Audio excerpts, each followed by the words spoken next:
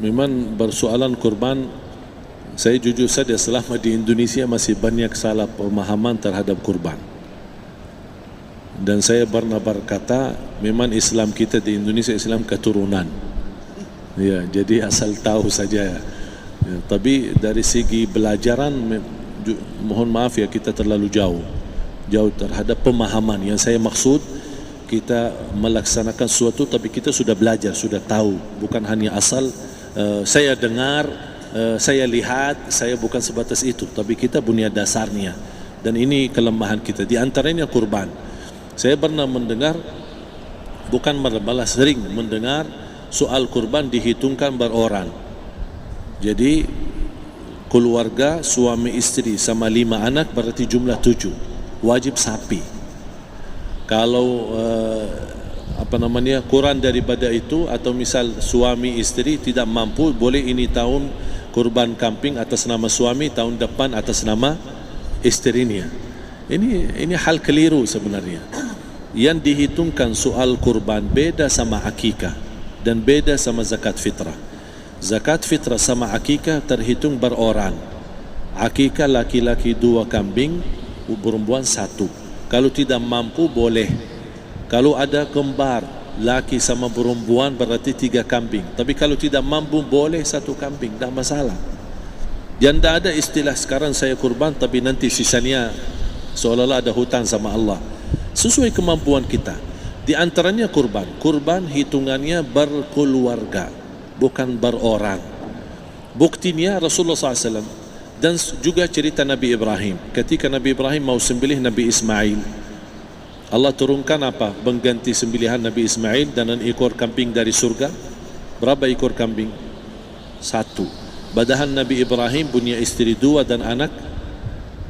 Ada istri Siti Hajar dan Sarah. Kemudian anaknya Ismail dan Ishak. Berarti semuanya berapa? 5. Kenapa Allah tidak turunkan 5 ekor kambing? Karena hitungannya memang 1 keluarga. Yang kedua, Rasul sendiri sembelih 2 kambing. Pertama, Bismillah atas nama Muhammad dan keluarga Nabi Muhammad. Padahal kita tahu keluarga Nabi Muhammad SAW termasuk keluarga besar. 11 istri, belum lagi anaknya laki-laki sama perempuan. Ada yang hidup maupun sudah mati. Sudah termasuk semua. Yang hidup maupun mati. Yang kedua, Rasul sembelih sembelihan yang kedua atas namaku dan umatku. Umatnya berapa miliar? Cuma 1 ekor kambing. Kenapa Rasulullah SAW berkurban atas nama dirinya dan umatnya? Saya mengambil salah satu di sini tanda sayangnya Rasul kepada umatnya. Jadi saya selalu berkata, orang miskin yang tidak mampu berkurban seharusnya bangga di hari kurban, karena Rasul sudah kurbankan duluan atas nama dia. Jadi terima kasih ya Rasulullah, ingatkan kita. Yang kita tidak mampu, Rasul sudah. Bahkan kalau Rasul sudah kurban atas nama umatnya yang tidak mampu, berarti sudah terkabul. Kita aja belum tahu kabul atau tidak kalau kita berkurban. Tapi kalau Rasul sudah terjamin makbul. Oleh sebab itu, hitungan kurban itu adalah 1 keluarga. Misal, bapa punya istri, punya anak. Itu kalau mampu sapi silahkan. Mampu 1000 sapi silahkan. Kalau soal kemampuan tidak ada masalah. Tapi kalau soal kewajiban, tidak ada wajib lebih daripada 1 ekor kambing. 1 ekor kambing. Misal, kalau bapa punya istri 4. Misal. Cuman ini misal. Ya. Istrinya 4. Setiap istri anaknya 10. Berarti jumlah berapa? Anak 40, istri 4, berarti 44, sama bapa 45. Wajib 1 ekor kambing saja, cukup untuk semua ini. Tapi kalau soal mampu, ya silahkan. Mau 1000 kambing boleh, mau 1000 sapi boleh. Tidak ada yang melarang kalau soal kemampuan. Dan kalau kita mau sembelih, Bismillah atas namaku dan keluarga. Tidak perlu bawa data-data nama keluarga. Jadi disebutkan tukang sembelihnya ada capek menunggu sambil sebutkan nama-nama. Tidak perlu. Udah Bismillah atas namaku dan keluarga. Termasuk kata atas namaku dan keluarga, termasuk orang tua yang sudah meninggal. Termasuk orang tua yang sudah, karena kita adalah hasil daripada orang tua. Itu sudah termasuk, tidak perlu kita sebutkan. Ada sebagian ulama membolehkan kalau kita mampu, mau khusus kambing atas nama orang tua, tidak masalah kalau kita mampu. Tapi kalau kita tidak mampu, itu sudah termasuk orang tua kita bersama keluarga besar kita. Ini salah satu kenikmatan, dan ini termasuk juga sedekah yang berguna bagi orang yang sudah meninggal di keluarga kita.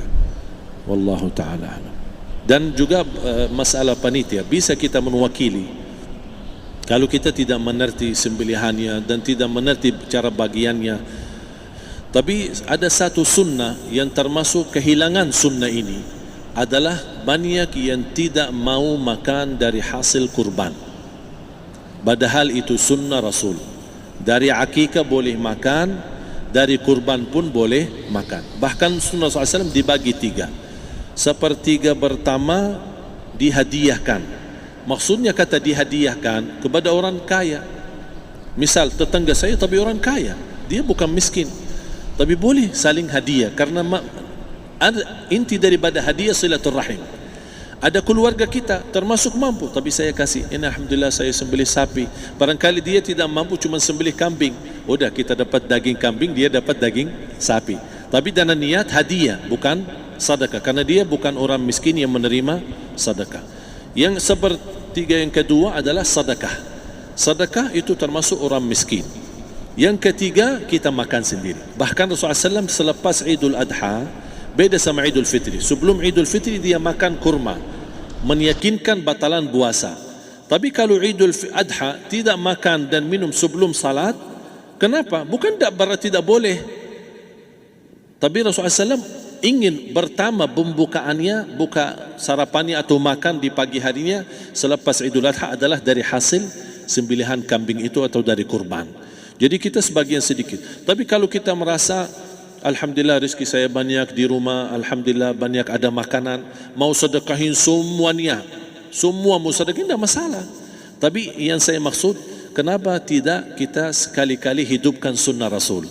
Jadi sebagian, walaupun ada sebagian sedikit lah, buat istilahnya sama sedikit porsi nasi atau apa, karena kita berhak sebagai kita kurbankan lillahi ta'ala, kita berhak menikmati kurban ini yang lillahi ta'ala supaya kita mendapatkan keberkahannya, bukan hanya orang lain.